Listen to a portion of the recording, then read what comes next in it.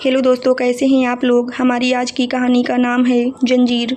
बरामदे में बंधे पंखे की हल्की गूंज के बीच घर के आंगन में अचानक से शोर उठा। रेनू रसोई में खड़ी थी और आटा गूंथ रही थी कि तभी पीछे से उसकी ननद स्वाति गुस्से से कांपती हुई आई और बिना कुछ सोचे समझे उसके गाल पर जोरदार तमाचा जड़ दिया। चटाक। आवाज़ इतनी तेज थी कि रसोई की दीवारें भी मानो गवाही दे रही हों। रेनू लड़खड़ाई, उसके हाथ से आटे की थाली गिर गई।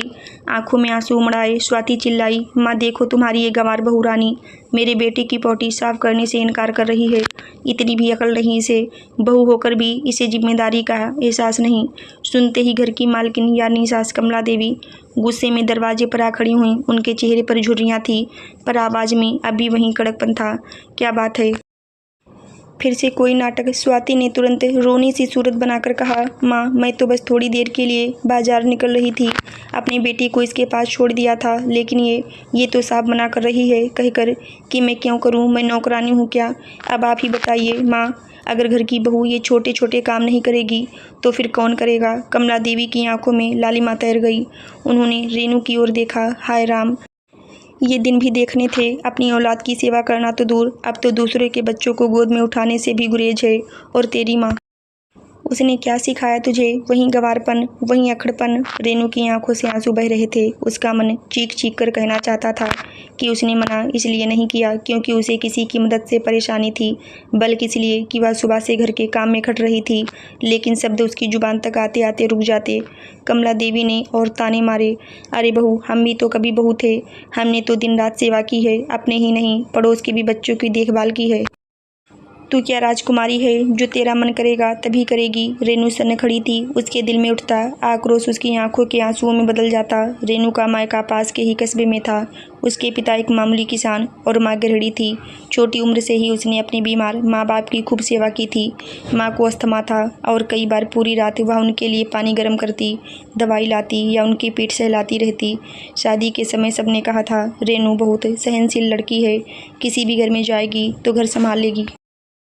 लेकिन किस्मत ने उसे ऐसे परिवार में लापटका था जहां उसे सिर्फ ताने उलाहने और अपमान ही मिला। उसका पति अजय साधारण नौकरी करता था, सुबह से शाम तक दफ्तर में रहता। घर पर माँ और बहन की हुकूमत चलती थी। ननद स्वाति जो मायके में ही रहती थी, हर बात में अपनी चलाना चाहती थी। उसका मानना था कि भाभी घर की नौकरानी है। रेनू के लिए ये घर किसी जेल से कम नहीं था। कमला देवी बोली, आज तो बहू ने हद ही कर दी। अरे बच्चों की पोटी साफ करना तो बहाना है, असल में ये काम चोरी करना चाहती है। स्वाति ने भी और आग में घी डाला। हाँ माँ, आपने बिल्कुल सच कहा। इसे तो बस आराम चाहिए। इसे पता है कि मैं यहाँ हूँ तो बच्चे की जिम्मेदारी मुझ पर आ जाएगी, लेकिन कल मैं चली जाऊँगी तो देखना तब कैसे मुँह छिपा कर बैठेगी। रेनू धीरे से बोली, मैंने बस इतना कहा था कि बच्चा सो रहा है, अभी गीला कर देगा तो मैं साफ कर दूंगी, लेकिन आप लोग समझे ही नहीं। कमला देवी ने बीच में ही काट दिया, चुप रह, तेरी जुबान बहुत चलने लगी है। हमारे सामने बहाने मत बना, तू आजकल जवाब देने लगी है। बहू होकर भी अपनी ननद को झिड़क दिया, यही सिखाया है तेरे माँ बाप ने। रेनू का दिल टूट गया। उसे लगा मानो उसकी माँ का अपमान किया गया हो। उस दिन रेनू ने खाना भी ढंग से नहीं खाया। वह छत पर जाकर बैठ गई। हवा चल रही थी लेकिन उसके अंदर का तूफान शांत नहीं हो रहा था। क्यों हर बार मुझे ही गलत ठहराया जाता है? क्यों मैं अपनी बातें समझा नहीं पाती? क्यों मेरी सेवा, मेरा त्याग किसी को नजर नहीं आता? आंसुओं से गाल भीगते रहे। रात का सन्नाटा पूरे घर पर छा गया था। सब सो चुके थे पर रेनू की आंखों में नींद कहाँ थी। उसके गाल पर पड़े तमाचे की जलन अब भी बाकी थी। मन में बार बार वही शब्द गूंज रहे थे, गंवार बहू रानी, कामचोर। तेरी माँ ने क्या सिखाया है? रेनू छत पर बैठी आसमान की ओर देख रही थी। दूर कहीं तारे टिमटिमा रहे थे। उसने मन ही मन सोचा, काश मैं भी तारे जैसी आज़ाद होती, किसी के तानों से परे, बस चमकती रहती। लेकिन जिंदगी इतनी आसान कहाँ थी। सुबह होते ही फिर वही दिनचर्या शुरू हो गई। रेनू सबसे पहले उठी, पानी गर्म किया, आटा गूथा, सब्जी काटी, बच्चों का दूध बनाया। लेकिन जैसे ही रसोई से निकली, सास की तेज आवाज़ सुनाई दी, अरे बहू, ये कौन सा समय है झाड़ू पोछा करने का? हमारे ज़माने में तो बहुएं अंधेरे में उठकर सारा काम निपटा लेती थीं। तू तो धूप निकलने के बाद आराम से काम करती है, यही सीखा है। रेनू चुपचाप झाड़ू उठाने लगी। तभी ननद स्वाति कमरे से निकल आई। उसके हाथ में मोबाइल था। वो मुस्कुराती हुई बोली, माँ आप इसे क्यों समझाती हैं?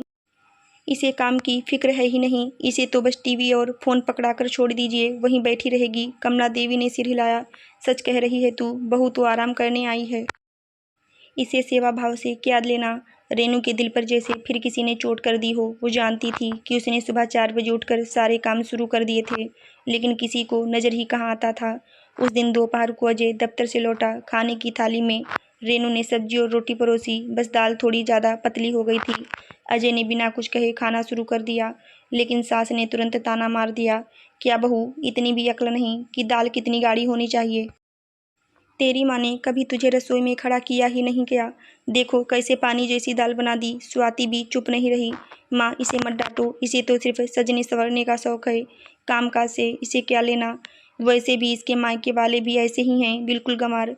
रेनू का दिल रो पड़ा। वो कुछ कह नहीं सकती थी, क्योंकि सास और ननद की जुबान किसी की सुनती ही नहीं थी। रात को बिस्तर पर लेटे लेटे उसने सोचा, क्या सच में मैं इतनी निकम्मी हूँ? मैंने तो बचपन से ही काम किया है। बीमार माँ की देखभाल की, घर चलाया, खेत के कामों में भी हाथ बटाया, पर यहाँ तो सब मुझे अपमानित ही करते हैं। उसकी आंखों से आंसू बहते रहे। अगले दिन पड़ोस की औरतें घर में आईं। चाय पानी का इंतजाम करने की जिम्मेदारी भी रेनू पर आ गई। उसने जल्दी से सब कुछ किया, लेकिन कम में चाय थोड़ा ज़्यादा मीठा हो गया।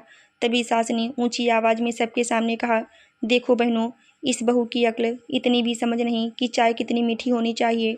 न जाने कैसी बहू हमारे घर आ गई। सब औरतें हंस पड़ीं।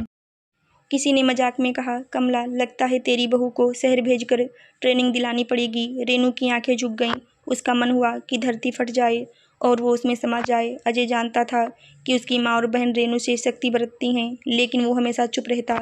उसका मानना था कि घर की शांति के लिए टकराव से बचना ही बेहतर है। एक रात रेनू ने धीरे से कहा, अजय, तुम्हें नहीं लगता कि माँ और स्वाति मुझसे ज़्यादा सख्ती करती हैं? मैं कोशिश करती हूँ कि सब ठीक करूँ, फिर भी मुझे ताने सुनने पड़ते हैं।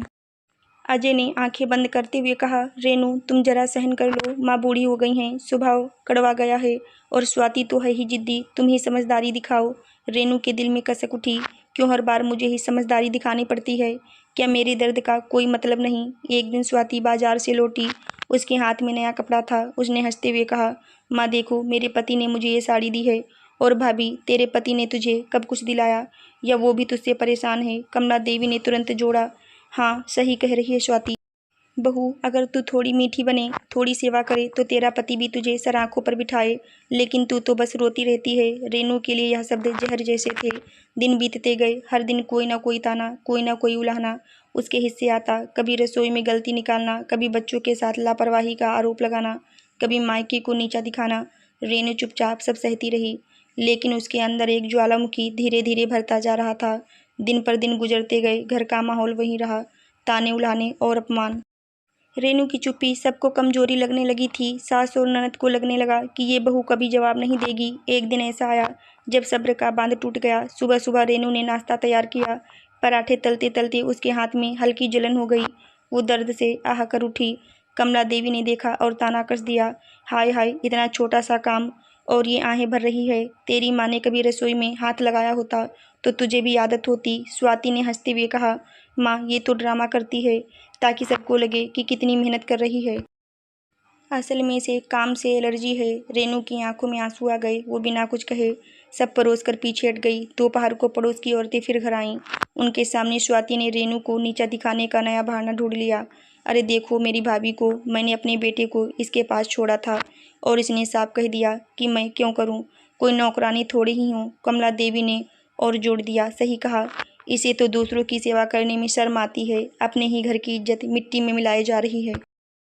सभी औरतें फिर से खिलखिला उठीं। रेनू को लगा कि उसका अस्तित्व मिट गया। उसके मायके, उसकी माँ, सबको अपमानित किया जा रहा है। उसकी आंखों से आंसू गिर पड़े, लेकिन उसने पहली बार अपने गाल पोंछकर खुद को संभाला। रेनू ने कांपती हुई आवाज में कहा, बस माँ जी, बहुत हो गया। रोज रोज के ताने मैं अब और नहीं सह सकती। घर में सन्नाटा छा गया। कमला देवी और स्वाति हैरान रह गईं। पहली बार बहू ने ऊंची आवाज में जवाब दिया था। रेनू बोली, मैंने कभी काम से मुंह नहीं मोड़ा। सुबह सबसे पहले उठती हूँ, सबके लिए खाना बनाती हूँ, बच्चों की देखभाल करती हूँ, घर संभालती हूँ, लेकिन फिर भी मुझे कामचोर कहा जाता है।